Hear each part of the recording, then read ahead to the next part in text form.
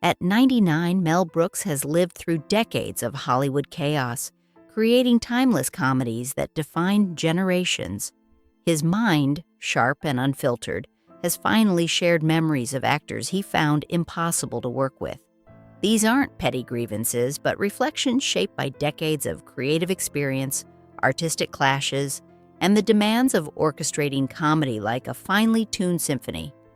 Comedy for Brooks isn't just laughs, it's structure, timing, and trust. When an actor disrupts that rhythm, no amount of talent can compensate. Brooks admired brilliance, but he also understood the limits of collaboration. Some performers were passed over not for a lack of skill, but for a temperament that clashed with his vision.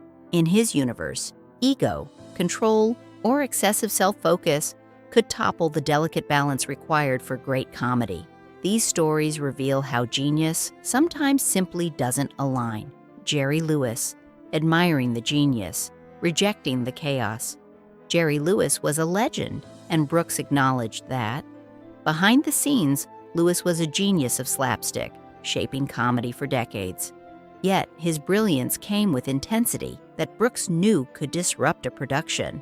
On a proposed project in the 1980s, Brooks was offered Lewis for a supporting role. Immediately, he declined. Lewis had a reputation for rewriting scenes, clashing with directors, and overwhelming sets with his forceful personality.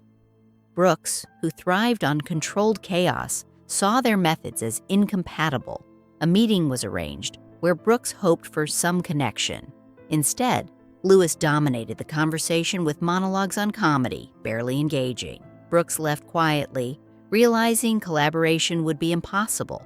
There was no public feud, just mutual recognition of their differences. Brooks respected Lewis's talent, but understood that some creative energies simply cannot coexist. Timing, trust, and humility mattered more than raw genius in Brooks' carefully constructed comedic world. Gene Wilder, the loss of a creative soulmate. Gene Wilder was once Brooks's closest artistic partner, a co-conspirator who helped reinvent comedy. Together, they created films like Blazing Saddles and Young Frankenstein, blending chaos with tenderness in a way no one else could replicate. Wilder's timing, sincerity, and instinctive understanding of comedy complemented Brooks's vision perfectly. But as time passed, their bond subtly shifted. Wilder had a project he wanted to direct, expecting Brooks's guidance and mentorship. Brooks declined, believing Wilder wasn't ready, but Wilder interpreted this as rejection. The result was a quiet separation. Their alchemy, once effortless, was disrupted. In later years, chance encounters led to polite exchanges and small jokes, but the deep, creative partnership never returned. Brooks cherished the magic they made together, but recognized the importance of protecting the integrity of his creative circle. The gap left by Wilder was less about conflict and more about the fragile nature of collaboration. Chevy Chase, talent without teamwork. Chevy Chase was considered repeatedly for Brooks' films in the 1980s and 1990s. He had the comedic skills and recognition that could draw audiences, yet Brooks consistently passed. The reason wasn't lack of talent, but a mismatch in collaborative philosophy. Chase, Brooks observed, often prioritized his own performance over ensemble harmony. Comedy, to Brooks, was about rhythm, trust, and generosity. Actors needed to deliver a punchline and then step back, letting the scene breathe. Chase, brilliant as he was, often eclipsed others, dominating the energy rather than contributing to it. Brooks's ideal collaborator was someone who could blend into the ensemble, enhancing the comedy without overpowering it. When Chase was considered for Spaceballs, Brooks chose Rick Moranis instead, valuing timing and team synergy over celebrity status. For Brooks, Chase's approach clashed with the very heartbeat of his comedic philosophy, making collaboration impossible despite obvious talent.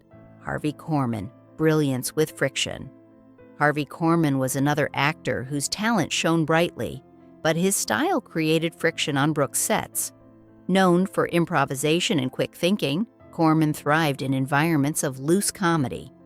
Brooks, however, crafted his films like symphonies, with every pause, beat, and line meticulously timed.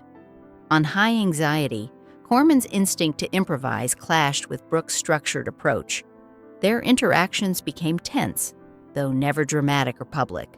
Corman's creative energy required freedom, while Brooks's films demanded precision.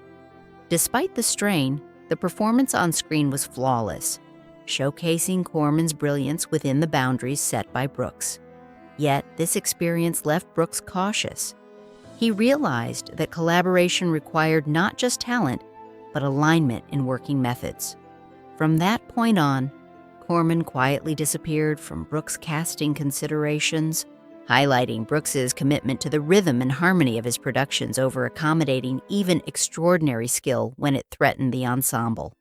Frank Langella, the wrong tone for comedy. During early production of Dracula, dead and loving it, Frank Langella was cast, bringing a stage presence and intensity that made him a celebrated actor. Yet Brooks quickly realized a tonal clash. Langella's gravitas and brooding delivery were perfect for gothic drama, but ill-suited to Brooks' chaotic, fast-paced comedy. Brooks required velocity and controlled absurdity, not solemnity and stage mastery. Rehearsals highlighted the disconnect, with Langella approaching lines as a grand theatrical performance, while Brooks sought spontaneity and elasticity. The mismatch became clear during test readings, and the decision was made quietly. Langella stepped away. Into the role came Leslie Nielsen, whose straight-faced humor and timing were perfect for Brooks's universe. The change demonstrated Brooks's instinct for alignment between actor and comedic vision. Even exceptional talent must fit the ensemble and rhythm to serve the story. And Langella, despite his skill, simply existed in a different creative universe. Lessons from Brooks' creative universe. Reflecting on these experiences, a pattern emerges. Mel Brooks' collaborations were defined less by fame or raw talent and more by alignment with his comedic ecosystem. Ego, self-focus, or a mismatch in rhythm could prevent collaboration. Success in Brooks's world required humility, timing, and commitment to the ensemble. Even legends like Jerry Lewis, Gene Wilder, Chevy Chase, Harvey Korman, and Frank Langella were sometimes impossible to integrate. Brooks's choices weren't about resentment or personal dislike. They were protective measures for the integrity of his films. Comedy, for him, was a delicate balance where the story, timing, and ensemble took precedence over individual brilliance. These decisions reflect a lifetime of careful observation and mastery, revealing that even in Hollywood, the right collaboration is about more than fame. It's about trust, rhythm, and shared purpose. The heart of comedy, Mel Brooks' stories about these actors offer insight into the delicate art of collaboration. Great comedy, he believed, is like an orchestra. Every actor contributes to a symphony, and one overpowering instrument can disrupt the entire performance.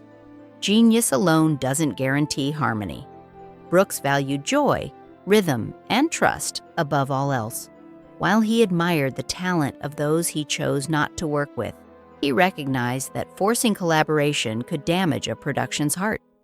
His films succeeded not just because of star power, but because each performer embraced the collective rhythm, allowing the absurdity to bloom naturally. Brooks's approach teaches an enduring lesson. Creative brilliance thrives on mutual respect and timing. The perfect performance isn't just about individual skill. It's about knowing when to shine, when to step back, and when to let the ensemble carry the moment. Conclusion: choosing the right collaborators. Ultimately, Mel Brooks' reflections underscore a timeless principle in both art and life. Collaboration is a careful dance, and not everyone fits the rhythm. His stories of working, or choosing not to work, with iconic actors reveal the subtle distinctions between admiration and practical compatibility. Talent is invaluable, but harmony, trust, and shared vision define success.